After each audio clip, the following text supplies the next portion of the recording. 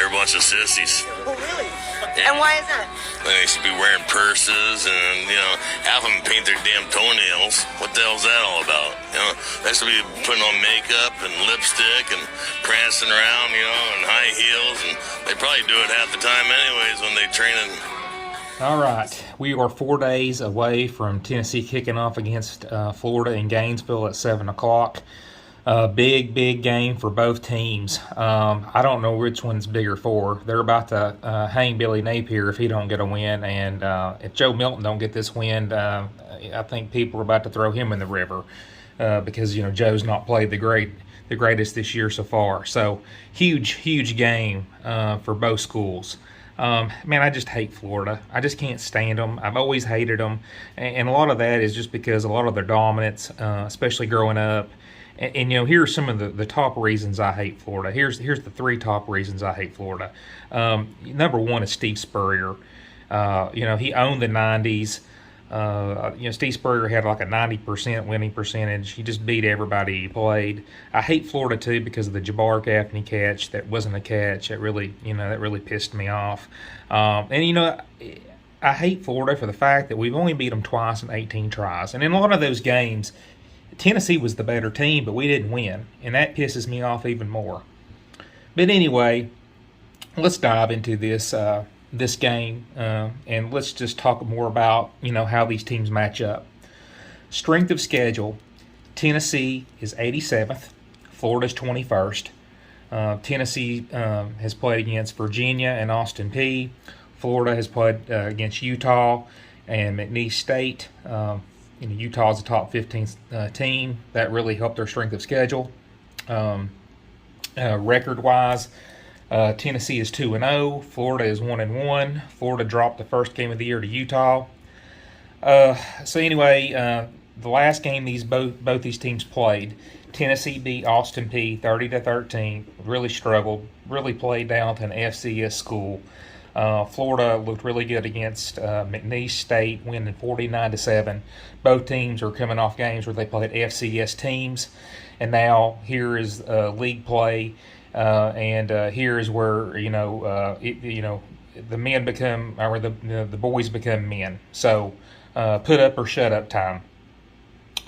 So let's talk about the total offense. Right now, Tennessee is ranked 26th in total offense. They're averaging 478 yards a game. Florida is 40th. They're averaging 453 yards a game. Rushing offense, Tennessee is 4th. They're averaging 258 yards a game. Florida is 60th at 170 yards a game. Passing offense, Tennessee is 81st. They're averaging 220 yards a game. Florida is 39th, averaging 283 yards a game. Really surprising to see Florida, even with a stronger schedule, averaging more yards in the air than Tennessee. And that just goes to show you how much Milton and the receivers have struggled this year. And now let's get to total defense. Tennessee is 29th right now in total defense. They're giving up 270 yards a game. Florida is 3rd in total defense. I didn't really know that their defense was that good, but they're only giving up 191 yards a game. The defense really played better than you think they did against Utah. They gave up that really long play, but other than that, they played pretty solid. Rush defense, Tennessee is 32nd in the country, giving up 87 yards a game. Rushing, that's really good. Florida is even better. They're at 22nd. They're giving up 76 yards a game.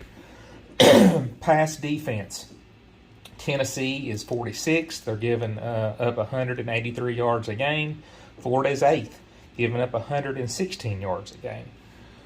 Went through the stats there. We kind of talked about, where each team is offensively, defensively.